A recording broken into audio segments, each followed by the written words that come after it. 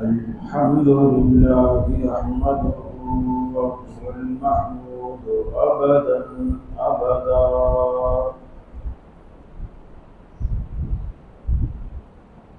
व अस्तईनुहु व हुवल मुनइमुल मौला व निअमन नसीरुल अय्यदा ला शरीक लहु इलाहन वाहिदन अहदन फर्दन समदा व अशहदु अन्न सय्यदना व सनदना मुहम्मदन अब्दुहु व रसूलुहु नबिय्युम मा ज़ल्ल व मा गवा व मा यंतिक़ु अनिल हवा सल्लल्लाहु अलैहि व बारक व सल्लम व अला आलिहि व अस्हाबिहि व अज़वाजिहि सलातन दाइमन सरमदा अम्मा बाद फ़अऊज़ु बिल्लाहि मिनश शैतानिर रजीम बिस्मिल्लाहिर रहमानिर रहीम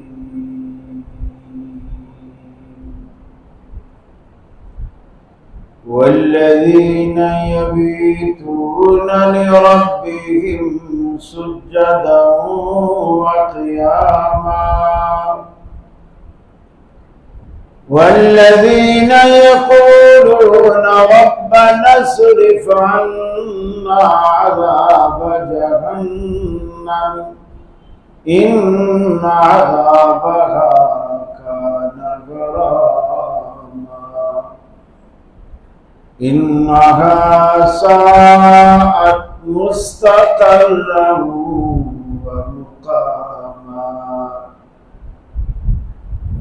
वक़ाल अल्लाहु तबारक व तआला इन्ना अंज़लनाहु फ़ी लैलतिल क़द्र। अजीज साथियों, दोस्तों, बुजुर्गों,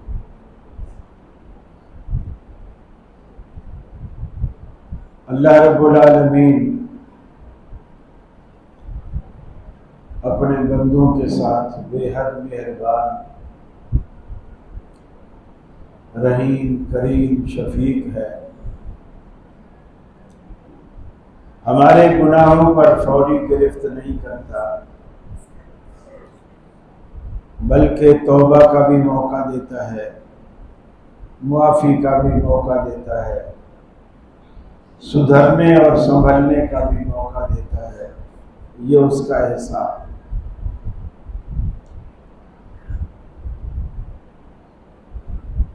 आज कई एक खुशियां जमा है। 20 रमज़ान मुबारक को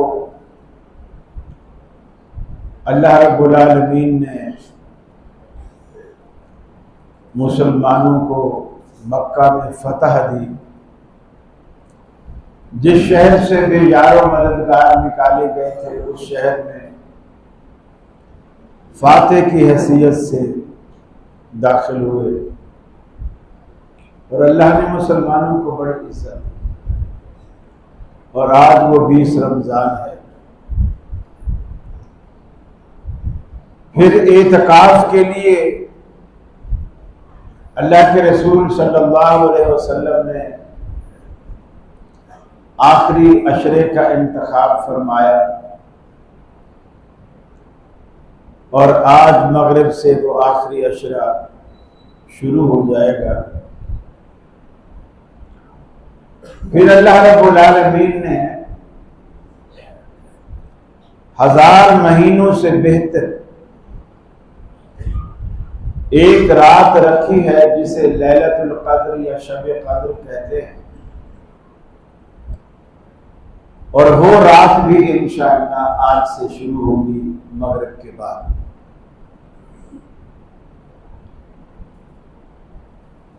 ये ऐसे मौके हैं कि जो यूं समझिए कि अल्लाह रब्बुल आलमीन ने जन्नत कमाने के लिए हमारे लिए ये नेमतें रखती है कई एतबार से। हदीस में आता है नबी रहमत सल्लल्लाहु अलैहि वसल्लम मिंबर पर चढ़ने लगे और तीनों सीढ़ियों पर चढ़ते हुए आपने आमीन कहा। सहाबा ने पूछा, या रसूल अल्लाह सल्लल्लाहु अलैहि वसल्लम, आपने पहले कभी इस तरह आमीन आमीन आमीन हर सीढ़ी पर नहीं फरमाया, आज इसकी कोई खास वजह है? आपने फरमाया, मैंने जब पहली सीढ़ी पर कदम रखा तो जिब्रील अमीन ने कहा, अल्लाह के रसूल, वो शख्स बदबख्त है और उसके लिए वैल और हलाकत है जो आपका नाम मुबारक सुनता है और उस पर दरूद नहीं पढ़ता। शैतान ने लोगों को ऐसे ही उल्टे कामों में लगा दिया, दरूद छुड़वा दिया, अंगूठे चूमने पे रख लिया, अपने अंगूठे अपने होठों से चूमकर अपनी आंखों से लगा लिया और वो जो दरूद वाली फजीलत थी वो हमसे छुड़वा दी। आप फरमाते हैं, जब जिब्रील ने ये बद्दुआ दी मैंने कहा आमीन, और जब मैंने दूसरे जीने पर कदम रखा तो जिब्रील अमीन ने कहा कि अल्लाह के रसूल, उस शख्स के लिए भी वैल और हलाकत है, तबाही और बर्बादी है जिसकी जिंदगी में मां बाप बूढ़े, उसने उनको बुढ़ापे में पाया लेकिन उनकी खिदमत करके जन्नत हासिल नहीं कर सका, वो शख्स भी बदबख्त है, उसके लिए भी वैल और हलाकत है। आप फरमाते हैं, मैंने कहा आमीन। तीसरे जीने पर कदम रखा तो जिब्रील अमीन ने कहा कि वो शख्स भी बदबख्त है, उसके लिए वैल और हलाकत है जिसकी जिंदगी में रमजान आया और वो रमजान की इज्जत करके, तकरीम करके, खुश करके अल्लाह से जन्नत हासिल नहीं कर सका। तो मैंने कहा आमीन। अब ये बद्दुआएं जिब्रील की हैं और रसूलुल्लाह ने उस पर आमीन कहा। और आप देखिए दुनिया में कितने शख्स ऐसे हैं जिनके मां बाप बूढ़े हैं, बच्चों की शादियां हो गई हैं और बीवियों के कहने पर, सिखाने पर मां बाप को घरों से धक्के देके निकाल देते हैं अगर वो घर बच्चों का हो, और अगर मां बाप का हो और मां बाप ने उनके नाम कर दिया हो तो भी लिहाज नहीं करते। और कितने लोग ऐसे हैं जो रोजा खोर हैं, रमजान होता है, चलो ज्यादा इतना शर्म कर लेते हैं, सड़क पे नहीं खाते, दुकान में छोड़ के खा लेते हैं। आप बड़ी बड़ी मार्केटों में चले जाएं, ऐसे टाइम में जो इफ्तारी का टाइम नहीं होता, 1 बजे, 1:30 बजे, 2 बजे तो इफ्तारी का टाइम नहीं होता ना, तो आप बड़ी बड़ी मार्केटों में इधर भले चले जाएं, चांदनी सेंटर की तरफ, सदर की तरफ, बाहर ठेले पे समोसे पकौड़े वाले खूब बना रहे और वो बिक भी रहे, उनके थाल खाली भी हो रहे। वो दोपहर को ये पकौड़े कहां जा रहे, ये समोसे कहां जा रहे? इफ्तारी वाले तो असर के बाद कहीं मगरिब के करीब करीब जाके खरीदते हैं, ताकि गरम गरम मिले और इफ्तारी में मजा आए। ये जो जोहर को लेके जा रहे हैं कौन है? ये वही रोजा खोर और अल्लाह के रसूल की बद्दुआ और आमीन। फिर हम कहते हैं हमारे मुआमले सुधरते नहीं। मुआमले सुधरेंगे कैसे? माँ बाप का एहतराम हमारे दिल में नहीं है, रोजों का एहतराम हमारे दिल में नहीं है, अल्लाह से ताल्लुक हमारे दिल में नहीं है, कोई अल्लाह का डर खौफ हमारे दिल में नहीं है। मामला कैसे सुधरे? और ये जो रमजान है, यकीन मानिए इसकी सारी रातें सारे दिन अल्लाह को राजी करने, मगफिरत के सुबंदर में गोता लगाने, बख्शिश चाहने, अपने गुनाह बख्शवाने, ये दिन और रातें इस मकसद के लिए। फरमाया वल्लज़ीना यबीतूना लिरब्बिहिम सुज्जदन व क़ियामा। अल्लाह के नेक बंदे वो होते हैं जिनकी रातें सजदों में, जिनकी रातें क़याम में गुजर जाती हैं। यबीतूना लिरब्बिहिम सुज्जदन व क़ियामा। अल्लाह के हबीब क़याम में खड़े खड़े अपने पांवों पे वर्म डाल लेते हैं। अम्मा आयशा पूछती हैं, अल्लाह के रसूल, अल्लाह ने आपको जन्नतों का वारिस बनाया, आबे कौसर का वारिस बनाया, जन्नत का दरवाजा भी उस वक्त तक नहीं खुलेगा जब तक आप जन्नत के दरवाजे पर दस्तक ना दें। फिर आपको इतनी मेहनत, इतनी मुशक्कत करने की क्या जरूरत है? आप क्यों अपने आप को हल्कान करते हैं, क्यों तकलीफ में डालते हैं? आपने फरमाया, ऐशा अफला अकून अब्दन शकूरा, क्या तू ये चाहती है कि मैं रब्बुल आलमीन का शुक्रगुजार बंदा न बनूं?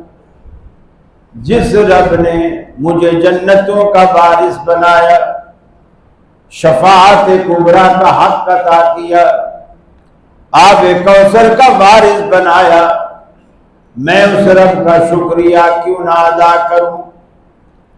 जिनके दामन में कोई दाग नहीं, कोई झोल नहीं, कोई धब्बा नहीं, वो रातों को उठ उठ कर अल्लाह रब्बुल आलमीन के हुजूर सजदा रेज़ होते हैं।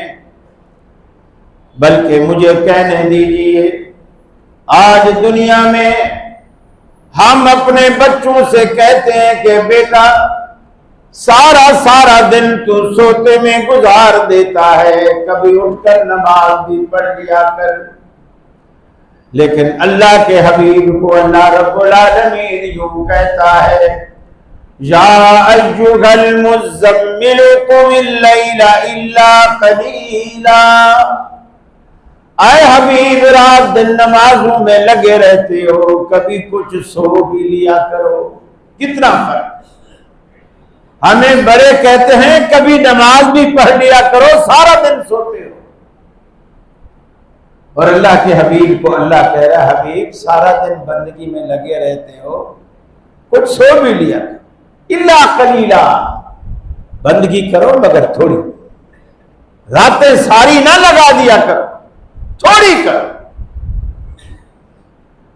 अब अल्लाह के रसूल सल्लल्लाहु अलैहि वसल्लम जो रब से ताल्लुक जोड़े हुए हैं, और खासकर इन दिनों में, इन रातों में, सहाबा बयान करते हैं कि रसूल अकरम सल्लल्लाहु अलैहि वसल्लम ताक रातों में हमें भी जगाते, खुद भी जागते, घर वालों को जगाते, शब बेदारी फरमाते।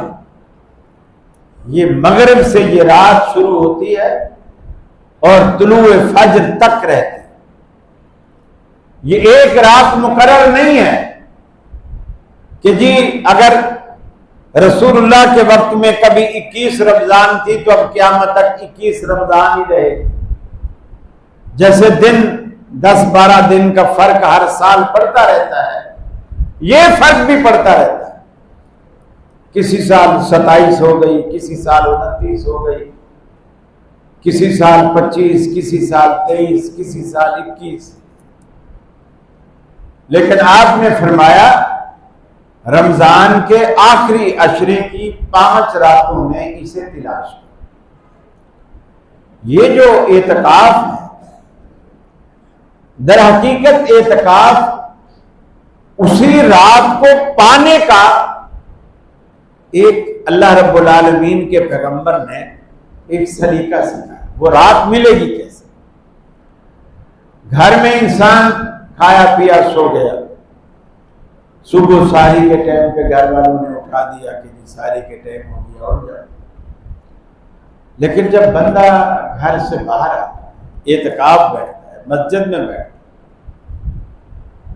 फिर खलवत में बैठता है, ये जो खलवत आप चादरा अपने इर्द गिर्द डाल के चौक के बैठ जाते हैं, इसकी बड़ी हिकमत है। अब जैसे मजमा है, अभी रोशनी है, सारे मुझे देख रहे हैं। अब मैं अगर अल्लाह से दुआ करना चाहूं और मुझे उसमें रोना आए तो मैं कोशिश करूंगा कि कंट्रोल करूं, आपके सामने ना रो। क्यों? रोने से इंसान के खदोखाल चेहरा कुछ बिगड़ जाता है। यानी जो नॉर्मल हालात में इंसान का फेस होता है, अगर बड़ा आदमी रोने लग जाए तो उसका चेहरा थोड़ा सा बिगड़ जाता है। इंसान फितरतन ये शर्मिंदगी महसूस करता है कि यार वो भी देख रहा है, वो भी देख रहा है, वो भी, मेरा बेटा भी बैठा है, मेरा पोता भी बैठा है, सारे देख रहे हैं। क्या बोलेंगे? दादा को क्या हो गया, अब्बा को क्या हो गया, नाना को क्या हो गया? ये घर जाके अम्मा को भी बताएंगे कि नाना तो मस्जिद में रो रहा था, पता नहीं इसको क्या हो गया। तो इंसान रोता है। जब आप कपड़े डाल लेते हैं ना, और अल्लाह के सिवा आपको कोई देखने वाला नहीं होता, फिर आपके दिल से वो जो शर्म वाली, हिजाब वाली कैफियत होती है वो खत्म हो जाती। फिर आप जितना रोना चाहते हैं आपके लिए कोई रुकावट नहीं। और यही रोना ही तो असल कमाल, यही रोना असल कमाल। जब से हमने रोना छोड़ा तब से रब्बुल आलमीन ने हमें देना छोड़ा। ये आदत अगर फिर से अपना ले, रोने वाली, अल्लाह के आगे रोने वाली अगर आदत फिर से अपना ले, अल्लाह रब्बुल आलमीन फिर से देना शुरू कर। आप देखें, अभी 3 दिन पहले 17 रमजान मुबारक, ये ग़ज़वा बदर का, सहाबा रोजे से हैं और जामी छिड़ गई। यानी आप कभी कभी फारिग औकात में सहाबा की जिंदगी का मुताला करें, ऐसा लगता है ये कोई इंसान नहीं, फरिश्ते थे, फरिश्ते। कि क्या ना इनको बीवी बच्चों का कोई ख्याल, ना अपनी जान की कोई परवाह। रोजे से हैं, जंग लड़ रहे हैं, जख्मी हैं, खून बह रहा है, नमाज पढ़ रहे हैं। ये कैसी नमाज है? फिर 313 की तादाद, कुफार 1000, फिर 1000 के पास असलेहा है, बेहतरीन लश फश चमकने दमकने वाली तलवारें, ऊंट है, घोड़े हैं, राशन साजो सामान, ऊपर फौजी जो पहनते हैं एक जंजीर से बना हुआ लिबास होता है लोहे का, वो सर पे खौद लोहे के, और इधर 313 हजार के मुकाबले रोजे से साजो सामान नहीं, कुछ के पास कुछ सवारियां हैं, बाकी सारे पैदल हैं, तलवारें हैं, दस्ते नहीं है, कपड़े की टाकियां पुरानी वो लपेटी हुई है दस्तों के ऊपर, किसी के पास डंडे छोटे, किसी के पास खजूर की छड़ियां, पत्ते झाड़ के डंडा बना लिया। अजीब उन लोगों के ईमान थे, लेकिन एक ताकत और कुव्वत अल्लाह ने उनको अता की। अल्लाह के रसूल समय अपने अपने खैमों में अल्लाह के रसूल सजदे में दुआएं कर रहे हैं अल्लाह से, रो रो कर, और इतनी हुज्जत से दुआ की, और दुआ भी वही कबूल होती है जिसमें आपको 100% यकीन हो कि अल्लाह मुझे जरूर देगा, और इस यकीन से आप मांगे वो जरूर देगा। हम जो मांगते हैं बड़ी गलतियां करते हैं। बात ये कह रहे थे अल्लाह अगर तू चाहे तो मुझे दे दे, अगर तू चाहे तो मुझे दे दे, अगर तू समझता है बेटा मुझे मिलना चाहिए तो मुझे दे दे, नहीं मिलना चाहिए तो ना दे। ये दुआएं नहीं होती, दुआएं नहीं होती। हां ये दुआ कर अल्लाह मुझे बेटा दे, नेक और साले दे। नेक बनाना भी तो उसी का काम है ना, देना भी उसी का काम है, साले बनाना भी उसी का काम है, आपकी आंखों की ठंडक बनाना भी उसी का काम है, सारे काम उसी के हैं। हम दुआ में बड़ी गलतियां करते हैं, बड़ी गलतियां। एक सहाबी के पास से आप गुजरे, तिरमिज़ी की रिवायत, वो दुआ मांग रहा अल्लाह मुझे सब्र दे दे, सब्र दे दे। आपने ये जुमले सुने, फरमाया इस बंदे ने अपने लिए मुसीबत मांगी, इस बंदे ने अपने लिए मुसीबत मांगी। सब्र दे दे का मतलब यह है कि अल्लाह पहले मुझे दुख दे, फिर उस दुख पर सब्र दे। यह क्यों नहीं मांगता कि अल्लाह मुझे दुख ही ना दे जिस पर सब्र करना पड़े, दुख ही ना दे। तो बाद वाली चीज मांग रहा है, पहले वाली क्यों नहीं मांगता? सब्र है दुख के बाद, और अल्लाह दोनों पर कादिर है, दुख ना देने पर भी तो कादिर है ना। तो अल्लाह से ये मांग अल्लाह मुझे दुख ही ना दे, ना दुख दे और ना मुझे सब्र करना पड़े, ना रहे बांस ना बजे बांस। हम दुआओं में बड़ी गलतियां करते हैं। सजदे में सर डाला और आपके बड़े अजीब और गरीब अल्फाज, यकीन मानिए कम पढ़ा लिखा बंदा अगर इन अल्फाज पे गौर करे, वो समझे तो ये वो बोलेगा ये तो शिरकी अल्फाज। अल्लाह के रसूल ने क्या कहा? अल्लाह मैंने मक्के के पूरे 10 साल, और ये जो गज़वा बदर थी ये मदीने के दूसरे साल, तकरीबन 12 साल, मक्के के पूरे 13 साल और मदीने के 2 साल, ये 15 साल मेहनत का नतीजा था। 313 बंदे आप लेकर मैदान में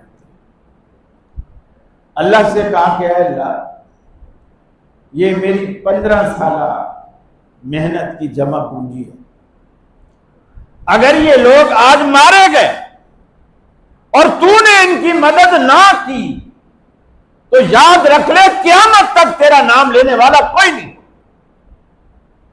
ये अल्फाज हैं रसूलुल्लाह। आपने क्यों कहे? क्योंकि आपको पता था मैं आखिरी रसूल, अल्लाह ने मेरे बाद रिसालत नबूवत के दरवाजे बंद कर, और जब मेरी 15 साल मेहनत आज इसी मैदान में काम आ और मैं भी शहीद हो गया, सब खत्म हो गया, फिर तो इसके बाद क़यामत ही आएगी। अल्लाह का नाम लेने वाला फिर कौन आएगा? उनको तबलीग करने वाला कौन आएगा? दावत देने वाला कौन? चुनाचे अल्लाह ने ऐसी मदद, और सहाबा भी अपने अपने खैमे में रो रो कर दुआएं मांग रहे हैं। अल्लाह ने उनके आंसुओं की लाज रखी। सिद्दीक़ अकबर आपके खैमे में आए और आपसे कहा कि अल्लाह के रसूल सर उठाइए, अल्लाह की मदद आज। अल्लाह ने फरिश्तों की एक झलक उन्हें दिखा दी थी। फरिश्ते उतरे हैं मदद के लिए। मेरे भाई, अल्लाह वही है, फरिश्ते वही है, हम बदल गए। उनके लिए फरिश्ते उतर सकते थे, आज हमारे लिए क्यों नहीं उतरे? एक छोटा सा बदबख्त इसराइल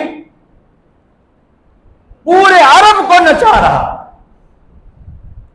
और अरबों खरबों दौलतों के मालिक होने के बावजूद हम उस मुट्ठी भर यहूदियों का कुछ भी नहीं बिगाड़ पा रहे। लोग फलस्तीनियों का कैसे कत्लेआम, इफ्तारी के लिए उनके पास कुछ नहीं, खाने को वैसे नहीं होता, वो रोजा रखते थे, इफ्तारी से पहले उन्हें शहीद कर दिया जाता। ये जुल्म हो रहा है, बज़ाहिर अल्लाह की नुसरत नहीं आ रही। क्यों नहीं आ रही? इसलिए हमारे वो आमाल नहीं जो अल्लाह को उसकी नुसरत पर उसे उभारते, उसकी रहमत के समंदर में जोश लाते हैं। हमारे वो आमाल ही नहीं, दिलों में इखलास नहीं। इकबाल ने कहा ना कि फरिश्ते तेरी नुसरत को उतर सकते हैं, फरिश्ते तेरी नुसरत को कतार अंदर कतार अब भी, लेकिन ईमान वैसा चाहिए, यकीन वैसा चाहिए जो साहबा किराम का था। आप में से जो लोग एतकाफ बैठ रहे हैं वो ये चीज जानिए कि एतकाफ बैठने का मकसद क्या है। एतकाफ बैठने का मकसद अल्लाह को राज़ी करना। एक ज़ईफ रिवायत में इसकी ये फजीलत भी आई है कि आपने फरमाया मने तकफ़ अशरन फी रमज़ान काना का हज्जतैन व उम्रतैन। जो बंदा एतकाफ बैठता है अल्लाह ताला उसको 2 हज और 2 उम्रे का सवाब देता है। चलो ज़ईफ रिवायत सही, इतना सवाब ना होगा, कुछ कम होगा, लेकिन होगा, सवाब होगा, इतना नहीं होगा, कम होगा। फिर आप जरूरी ऐसा काम, अगर मस्जिद में बाथरूम का उसका ये इंतजाम आजकल तो शहरों में होता है, रसूलुल्लाह के ज़माने में नहीं होता, लोग बाहर जाते, तो हवाए ज़रूरिया के लिए भी जाया जा सकता था। अजीज रिश्तेदार फौत हो जाए, आप जनाजे में नहीं जा सकते, इल्ला ये कि जनाजा इधर आ जाए। इस मस्जिद में जहां आप बैठे हैं वहां जनाजा आ जाए तो आप पढ़ सकते, अगर किसी दूसरी मस्जिद में है तो आप नहीं जा सकते। शादी ब्याह में भी शिरकत नहीं कर सकते। कोई बीमार है, कोई अस्पताल में है तो आप पूछने नहीं जा सकते। अलबत्ता अल्लाह के रसूल जब हवाएज जरूरिया के लिए जाते, रास्ते में कोई बीमार मिल जाता तो आप रुकते नहीं थे, चलते चलते उसकी खैरियत मालूम कर लेते। चलते चलते पूछ लेते थे कि भाई कैसी तबीयत है, कैसे हो, ठीक हो। इस तरह चलते चलते रुकते नहीं।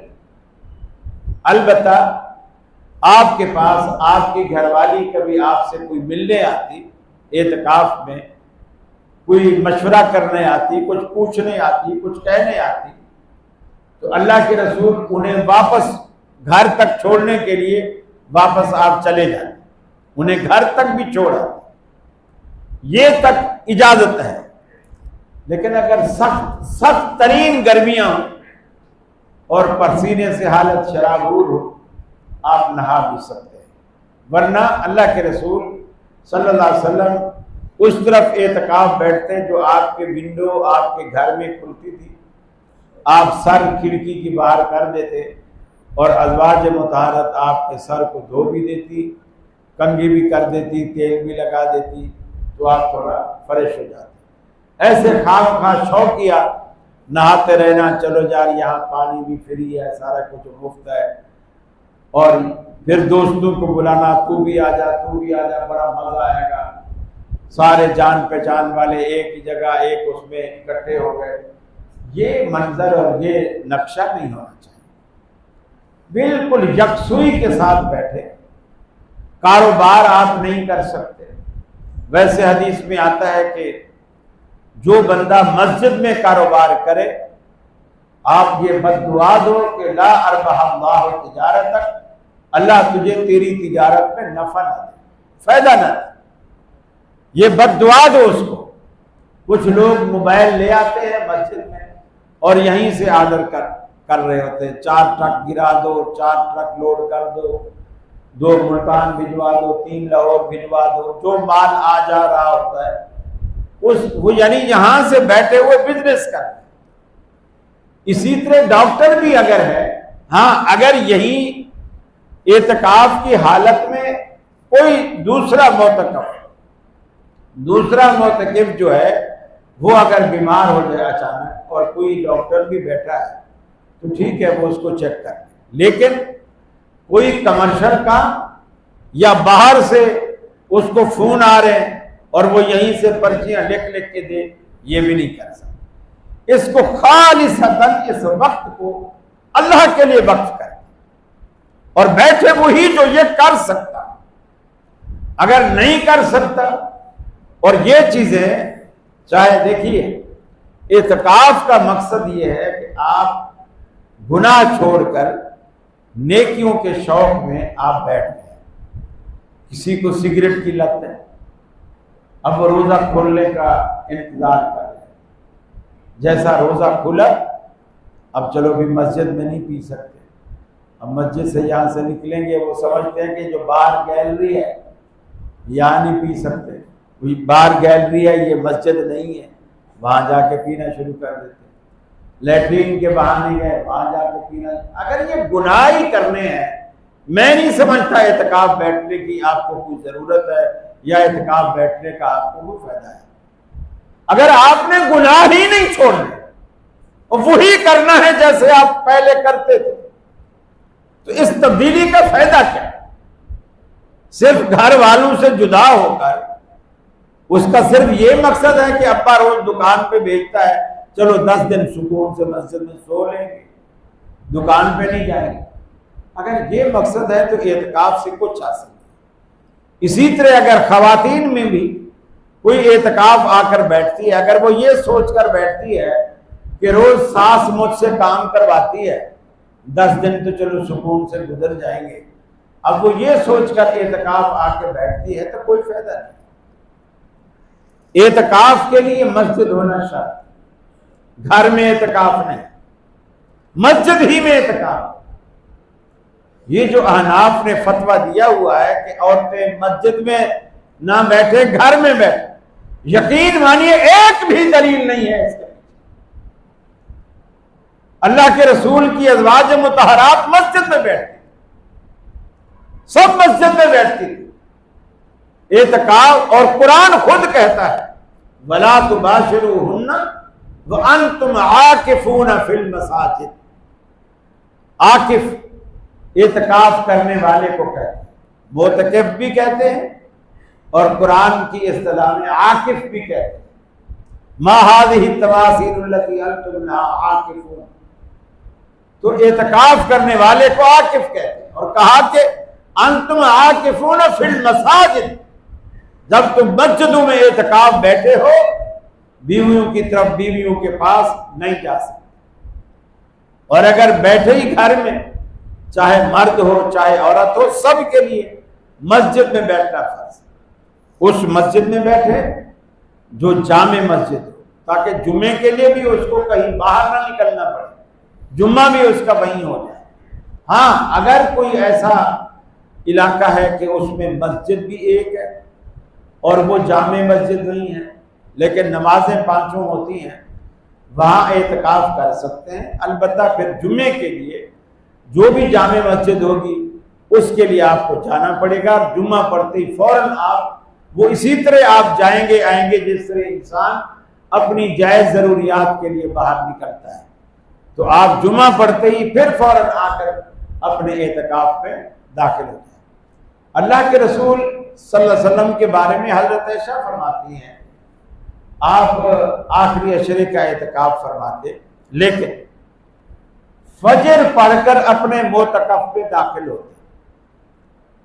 इस फजर के साथ तारीख का जिक्र नहीं है कि फजर कौन से रोजे की होती थी, 20वें की होती थी या 21वें की होती, ये हदीस में कहीं।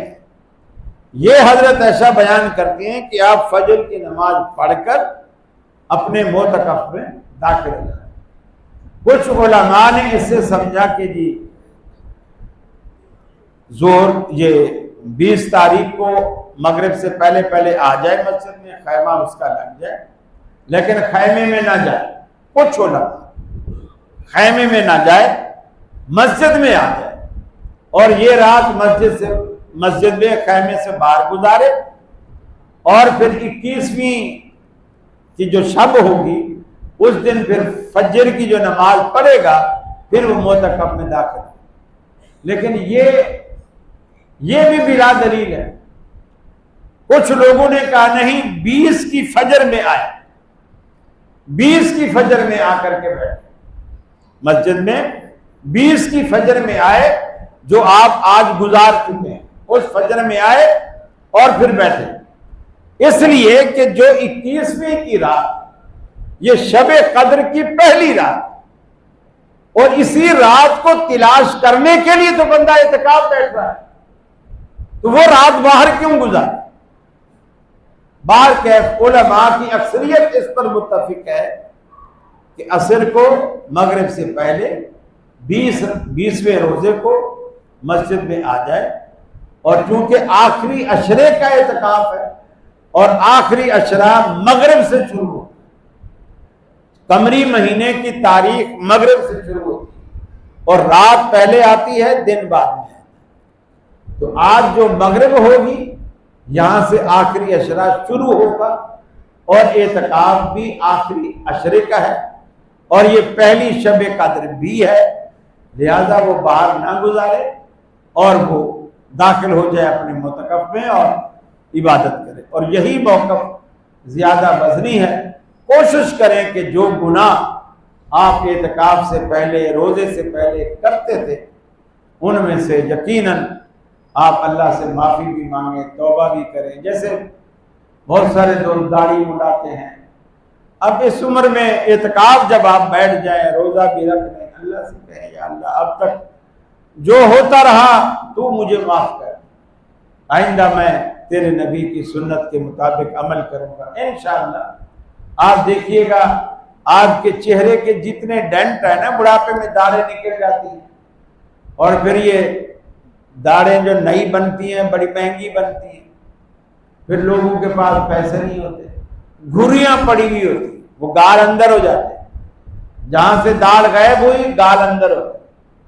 ये जो दाढ़ी है ना, ऊपर बिल्कुल लाफी का काम है, घुरी बंद हो जाती, वहां बाल निकल जाते, बाहर से बाल एक जैसे हो जाते, वो अंदर कितनी गहरी घुरी है किसी को पता ही नहीं, बस वो जानता है, उसकी बेगम जानती है या रब जानता है, बाकी किसी को पता नहीं। तो आपके फेस पे जितने भी डेंट वेंट हैं सारे ये लौकी का ऐसा काम करती है कि चेहरा फेस बिल्कुल एक जैसा खूबसूरत हो जाता है।